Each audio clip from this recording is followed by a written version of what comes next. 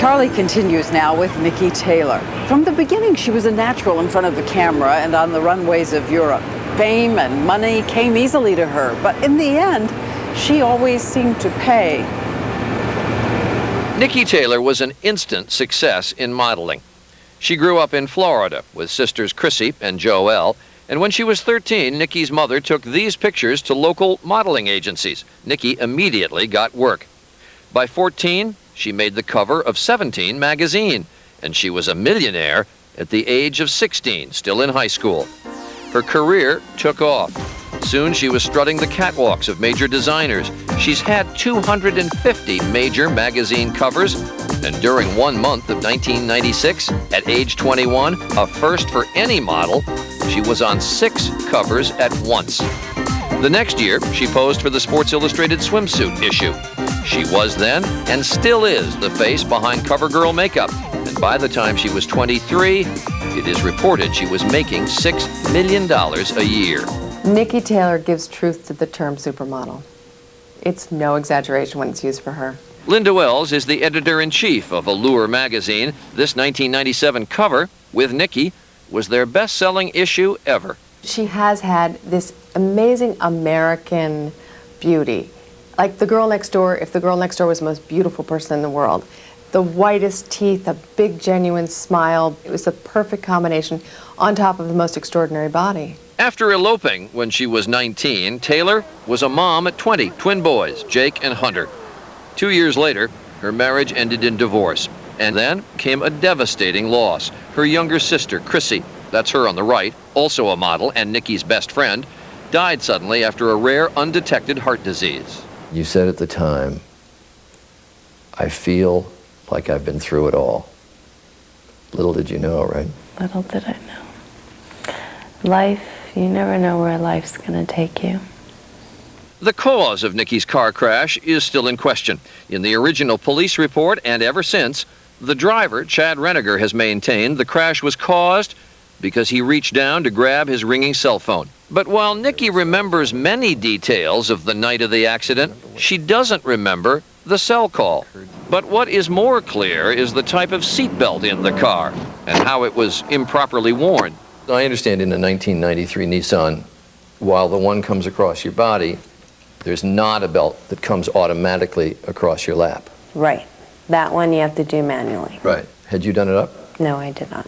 So you just had I just had, yes, the chest belt up. Mm-hmm. In fact, that type of seat belt is in many cars made from 1987 to 1994, and an estimated 10 million may still be in use.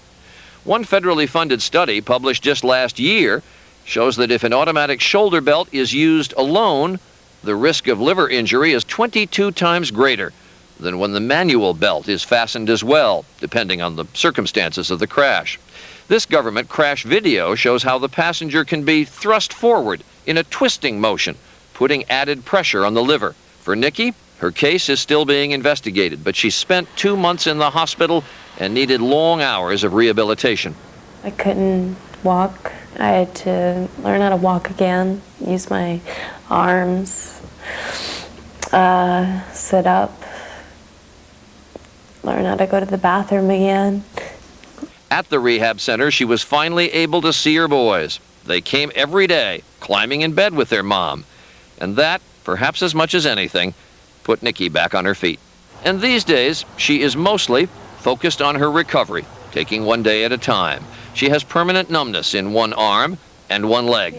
And she's lost 30 pounds, saying she can't stay on her feet very long. When I wake up every morning, I feel like I'm 80 years old.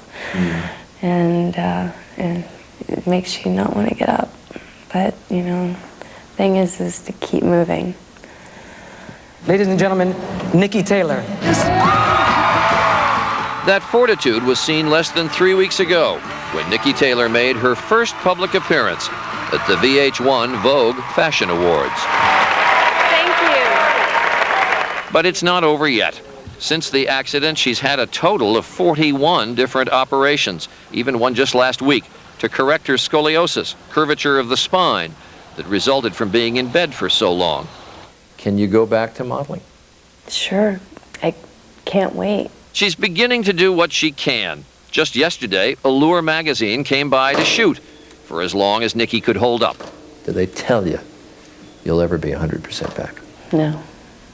They still say, you know, oh, you could do plastic surgery for your scars, give it a year, and I don't know. I don't want to see another hospital for the rest, for a long time. So Nikki Taylor at 40. What will she be? I can't tell you that. What do you think? All I want to do is wake up every morning and thank God for giving me that day and go on with my day. Doctors say it could be 2 years before Nikki Taylor gets her strength fully back, but they expect her to make a complete recovery. When we come back, you have to see it to believe it. The U.S. military's secret weapon in Afghanistan when Primetime continues.